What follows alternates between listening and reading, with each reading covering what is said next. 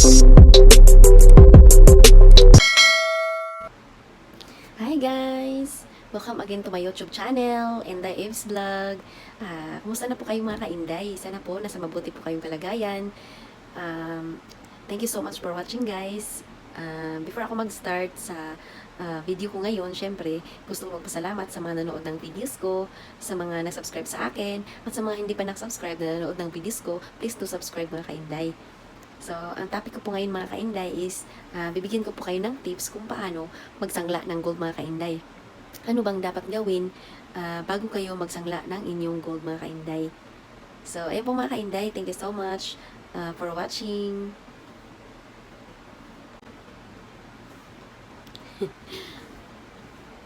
So, ayan po mga kainday. Ang gold ngayon ay tumataas mga kainday. At i-share ko sa inyo kung ano ang pinakamataas na value sa gold. Ano yung pinakamataas na gold? 24K. 24K, 21K, 22K. Ano pa yung iba guys? 18K, 14K, or may 10K siguro. May 10K yata eh. So, ayun po mga kainday. Ang pinakamataas na gold ay 24 karat gold.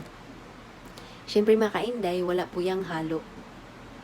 Wala po yung halo mga kainday. Walang halong metal. Pure po siya. Sunod po mga kainday is 22K. 22K mga kainday, mayroon na po yung halong metal. Yung 18K, 14K, at saka 10K.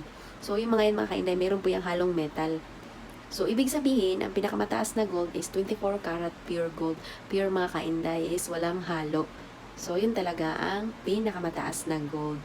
So, kasi nakikita ko yan sa yung mga vlogger sa gold mga kainday, nakikita ko po sa mga comment section nila mga kainday, na marami pong tao talaga na hindi pa alam kung ano yung pinakamataas na gold. Nag-aaway sila dyan sa comment section ng ating mga vlogger mga kainday. May nagsasabi na, ang mataas, Saudi gold, maganda talaga Saudi gold, mga Japan gold, nasabi nilang ganun. Maganda yan mga kainday. Oo, totoo. Miski anong gold, maganda naman talaga mga kainday. Pero pag sinasabing anong pinakamataas ng value sa gold, 24 karat pure gold talaga mga kainday ang pinakamahal kasi walang halo po yan. Yung mga 22K, 18K, 13K, tsaka 10K, galing po yan sa 24 karat. Kaso lang, hinaluan po yan ng metal mga kainday. Oo, hinaluan po nila yan ng metal kaya nagiging 18K yan. Oo, may metal po yan. So, ibig sabihin, hindi na po siya pure gold mga kainday. Pero, gold pa rin siya. Mataas din po ang value. Pero, ang pinakamataas ng value is 24 karat pure gold. So, malinaw na talaga yung mga kainday ha. Kasi, marami talaga akong nakita. Ay, sabi ko, mag-vlog na lang ako ng ganito. So, sa mga nagsasabi dyan, kung nagtatanong kung nagpaisip, bakit kaya alam ko? Siyempre mga kainday, nandito po ako kasi sa Taiwan. May pure gold po dito mga kainday. At mayroon po akong kakilalang nagmamay-ari ng 24 karat pure gold na jewelry store mga kainday. So, naging kaibigan ko sila. So, inalam ko talaga about pure gold. At saka yung ibang gold mga kainday. So, ayan po mga kainday ha. Huwag na po kayong away-away dyan sa comment section na anong pinakamataas na gold. So, ang pinakamataas na gold mga kainday is 24 karat pure gold. Ang kagandahan lang sa mga kainday sa 18K, mga 22K, 13K is matibay po siya mga kainday. Kasi may metal po kasi yan, kaya matibay siya. Matigas, na sinasabi nila, matigas. Matigas na mga kainday. Matibay ang 18K. Oo nga, totoo mga kainday, maano talaga yan. Matibay. So, ang din yan mga kainday, yung mga manipis lang yan, hindi din yan matibay mga kainday, madali lang din yung mapigtas. Kasi, mga maninipis, parehas lang din yan sa 24 karat pure gold mga kainday. Pag manipis, madali lang din siyang ma-deform mga kainday. Parehas lang yung mga kainday. At sabihin ko sa inyo, ang 24 karat pure gold na yung mga makakapal na jewelry is hindi siya basta-basta mas ma-deform mga kainday. Matigas din siya mga kainday tulad ng sinasabi niyo sa 18 karat pure gold. Matigas. Matibay. So, ang pure gold din mga kainday, yung mga makakapal din, matigas at matibay din siya mga kainday. At ang kagandahan sa pure gold mga kainday is yung mga maninipis niya kung ma-deform, pwede po natin siyang ibalik sa dati niyang shape mga kainday. kung ano yung kagandahan niya nung binili ninyo, pwede po natin siyang ibalik. At yung mga, pag mapigtas siya mga kainday, ang 24 karat pure gold, pag mapigtas po yan, pag idugtong natin, maganda din yung kalabasan ni mga kainday kasi pure gold pa din siya.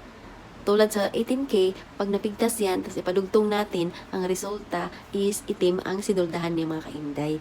Bakit itim? Kasi po, mayroon na po siyang halo na metal mga kainday. Kaya nagiging itim po ang sinuldahan ng 18K or 22K, mga 13K, 14K. Yan po mga kainday. So, yan lang po ang kagandahan ng 24 karat pure gold mga kainday. So, kayo na po bahala mga kainday kung anong bilhin niyo, kung anong afford ninyo. Kasi ang 24 karat talaga mga kainday is mahal talaga mga kainday. Mahal siya, pag bilhin mo, pero pinakamataas din po siya na gold mga kainday. Kung i-appraise ninyo, mahal pa din siya mga kainday. Pinakamahal pa din ang 24 karat pure gold.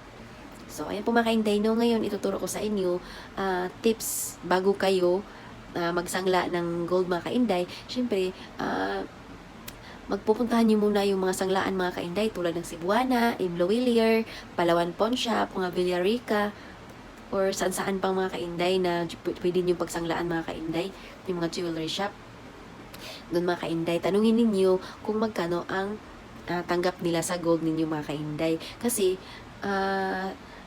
dapat po alamin ninyo yan. Kasi po, iba-iba po ang tanggap din mga kainday. Iba sa Cebuana, iba sa Palawan Pawn Shop, sa Imloilier. So, iba-iba po mga kainday. Ang tanggap po sa kanila yung mga pag magprinda kayo mga kainday. So, ayan po guys, no? Sana po may natutunan po kayo to this video mga kainday. And see you on my next vlog. At sa mga baguhan dito, nanonood sa video ko na hindi pa nakasubscribe, please do subscribe mga kainday. Wala na pong mawala kung i-subscribe niyo ako. Ito po ay makatulong sa pag-grow ng aking YouTube channel. So, thank you so much mga kainday ha. So, thank you so much for watching. Bye!